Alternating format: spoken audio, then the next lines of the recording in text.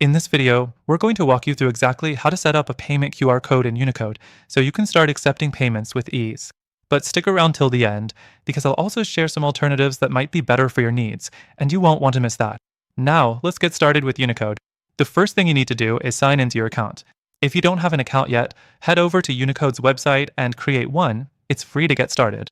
Once you're logged in, you'll be taken to your dashboard.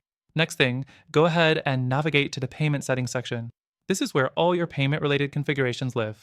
You'll find an option labeled QR code payment setup. Click on that. Unicode makes it relatively easy, but I'll walk you through the process step by step to make sure you don't miss anything. The fourth thing you'll need to do is choose the payment method you'd like to link with the QR code. Unicode supports multiple payment processors, so you can link your preferred one.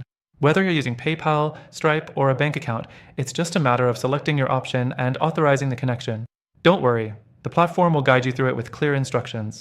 Now that you've set up your payment method, the fifth step is to generate your QR code. Unicode makes it simple with a Generate QR Code button. Just click on it and voila! You now have your payment QR code ready to go. You can customize it by choosing the size and even adding a logo if you'd like. Next thing, once your code is generated, you can download it or copy the link. If you're printing it on flyers or putting it on your website, downloading the image might be the way to go.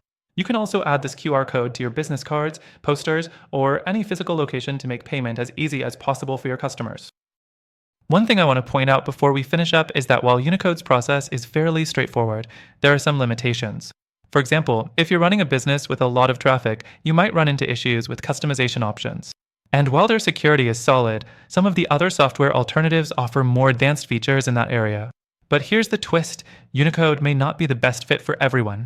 If you're looking for a more robust solution with better payment flexibility or a platform that's easier to scale, there are some great alternatives out there. I'm talking about platforms like PayHere and QRPal.